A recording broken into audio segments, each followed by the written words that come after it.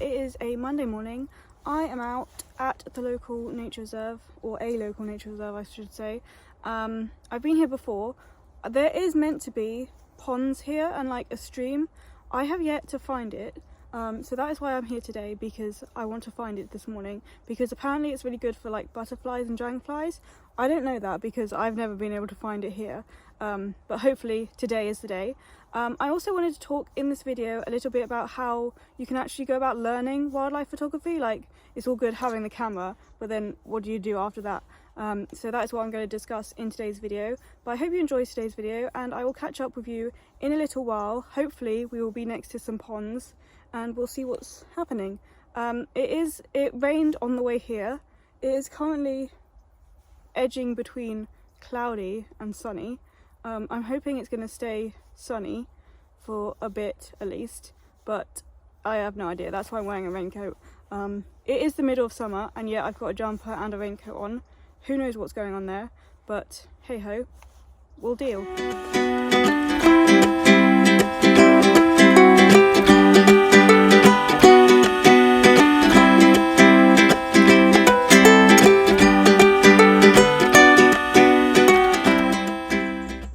So, as you might be able to tell from behind me, I have made it to the ponds. There's like a stream as well over there. You can probably hear that. But I have made it, and there is loads of wildlife here. I've been here about 2 minutes.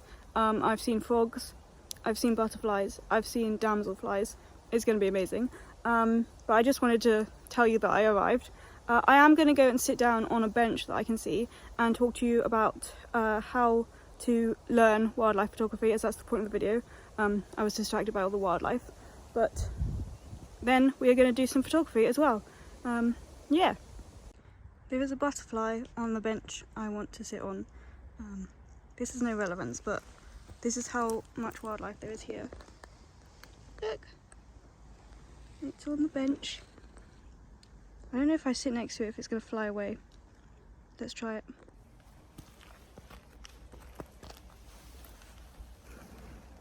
Nope, the butterfly hasn't moved. It's there. I'm here. We're just chilling on the bench together. Oh wait, I think I know why it hasn't moved. It's a wing on this side. You probably can't tell. Or, well, you can see the orange bit. You're not meant to be able to see the orange bit. So I assume that's why it hasn't moved, because it's got a damaged wing. Poor butterfly. So I have moved away from the butterfly. It's on the other side of the bench, and I'm on this side of the bench. But first point on how to learn wildlife photography. So we're going to assume that you have a basic camera for this. You probably don't have really fancy, we'll just say you have like a normal lens, no telephoto or macro or whatever, and you want to learn wildlife photography. And so I reckon the first point in learning wildlife photography, and this is something I should have done way earlier, because I got my camera and I was just like snapping away for like three years basically. I was just like, oh, this is amazing. Look, I've taken this lovely picture, blah, blah, blah, blah. And to be fair to me, I did take some like decent beginner photographs. But they got way better when I actually learned how to use my camera. And this is when I started taking my wildlife photography more seriously. Is when I decided that I needed to learn the different buttons on the camera, because you know how there's like a sport mode, there's a little mountain scene, a little person scene, and then you've got the manual, AV, TVP, all those settings. I was like, I have no idea what those mean. I was just using the little sport mode because I was like, animals move fast, I need that one.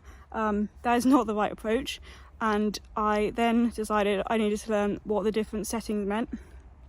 And the easiest way I could do that for free was YouTube. So let me see, I've got, because what I did was I went on YouTube. I was like, how do you learn wildlife photography? And I started watching the wildlife, I think it's it may even be called How to Learn Wildlife Photography. It's a series by Chris Bray, one of my absolute favourite wildlife photography people.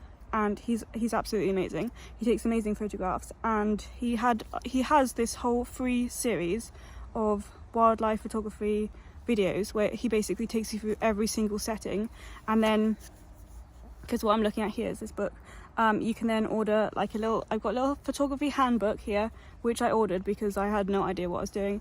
And he also has this little set of key things that go through all the different settings, because even now I kind of forget what I'm doing. So I have this in my bag at all times, and he basically takes you through all the different things you need. So you've got composition, aperture, or yeah, that's how you say it, exposure, shutter speed, ISO, lighting, and then other issues that you might come across. And I watched his videos, and I basically spent several weeks learning every single setting on my camera, so I knew what I was actually doing. And so that is the first step, I think. And then after that, I saw a significant improvement in my photographs, and I actually felt like I knew what I was doing, which is, you know, always handy. So you can watch his videos for free, but I got this and this handbook as well, which is really useful to have, basically.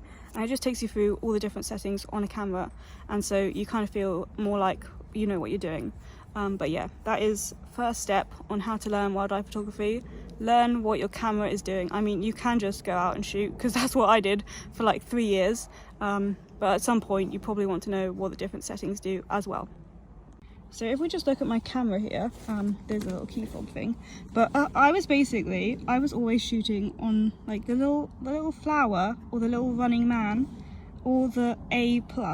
I'm not even sure what the A+ is now, to be honest with you. I don't shoot on those anymore. I use P, TV and AV, which is shutter speed, and that's aperture, and P is just like, well, how do I explain? It's like it chooses the best ones for you, but it's a step up from all of these ones here. To be honest, that's manual. I never use manual because that's just too complicated, and you don't need to. Some people are like, you need to know how to use manual and change all the settings yourself, but I don't have the patience for that. I don't know what SCN means though, and I think about that quite a lot, and I wonder if I should Google it, but it's not inside the little triangle of settings that I use, so I just leave it for now. But yeah, this is the book that I have. It's really small, so it always fits in my rucksack, and the little key fob as well. And you can, if I go through, there he is, there's Chris Bray. He just takes amazing photographs, and he goes through all the different kind of things you might need to know to get started in wildlife photography, so it's really amazing. I think both of them together were like £10, I think, maybe £8. I can't, it was several years ago that I got these, but I kept them and they're really good ever since.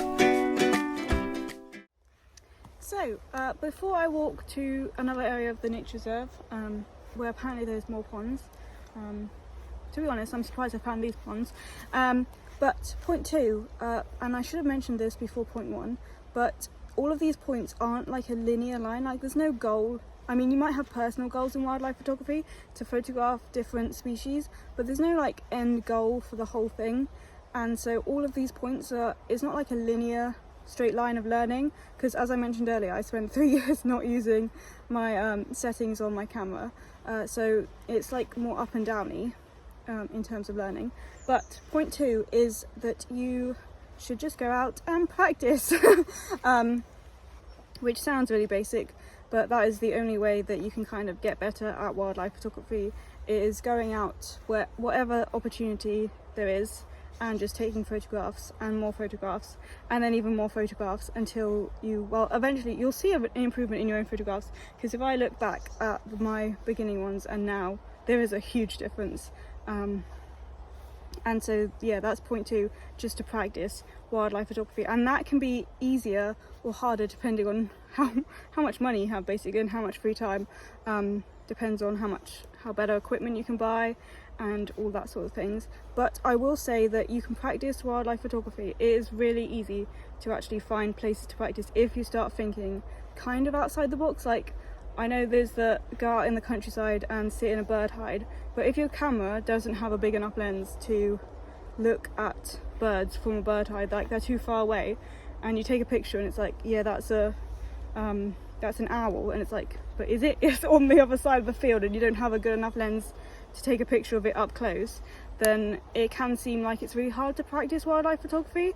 But actually you can also just go down to your local park where the wildlife is like really familiar with people, and practice on ducks and swans and squirrels and those sort of things. They're really common, yes, but also it is an amazing way to practice your wildlife photography.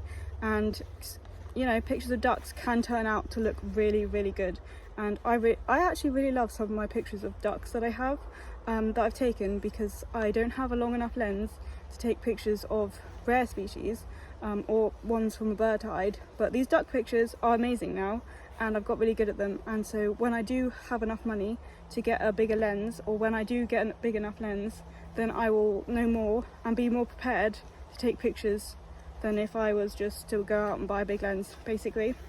So that's what I'm saying. So now I'm going to walk to the other pond. Has it started raining? I thought it had started raining, but it's now gone sunny again, and I still took my jumper off because it's really hot now.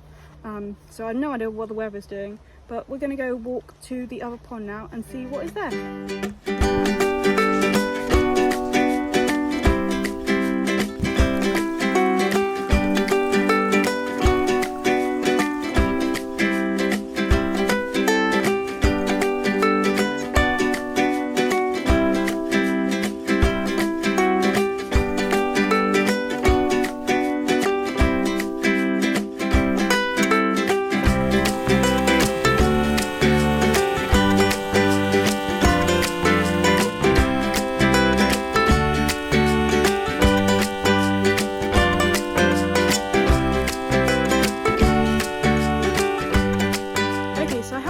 Walked to the pond that I said I was going to walk to. I've basically gone 1 minute down the path and there's another pond, but this isn't the one that I said I was going to walk to, because it's taken me 1 minute to get here. But as you can see up here, there is dark clouds approaching, and I don't really want to be here when it starts pouring down, because my car is about 20-minute walk, maybe 30-minute walk in the other direction, and I don't really feel like Monday morning. I don't need a second shower, so I'm gonna do this final part here. But basically, the final kind of stage in learning wildlife photography, or how to learn wildlife photography, is, I think, that you need to learn about wildlife. You can't do wildlife photography and just be like, I know nothing about birds, or I know nothing about insects, or anything like that. You've got to learn about what you want to photograph in order to get good photographs. Firstly, for like ethical reasons, you need to know how not to do it, and that's really important, that you put the animal and the whatever species is welfare first, and photography is always second to that. Also, always second to your own safety as well. So technically, it's always third to those two things. So you know, safety. Your safety and the animal safety should come first. Photographs third. But it also is really helpful to learn about wildlife that you want to photograph. For example, here's a fun thing that I did a few weeks ago now.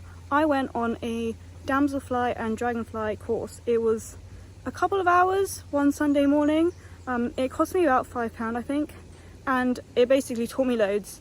And then I went out the next day and I took some, like my best ever photographs of dragonflies and damselflies because of what I learnt on the course.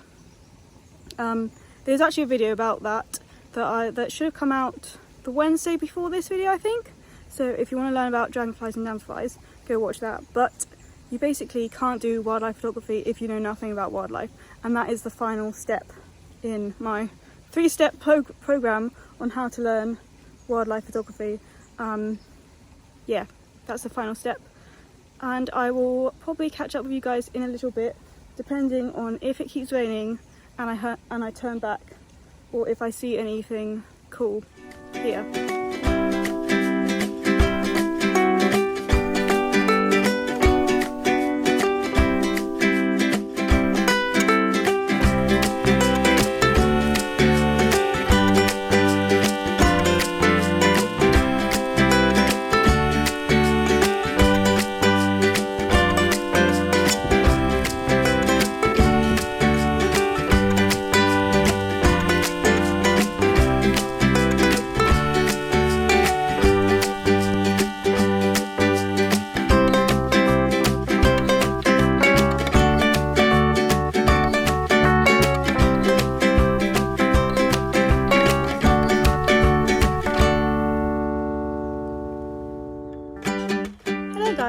The good news is it rained for about 20 seconds and then stopped, and then I got totally distracted by loads of bugs and took loads of photographs of bugs, like crickets and shield bugs and more crickets. There was loads of crickets, and frankly I don't actually like crickets because I think they jump too high and I'm slightly scared that they'll jump on me, but they do make good photography subjects, so you know, you've got to take risks sometimes.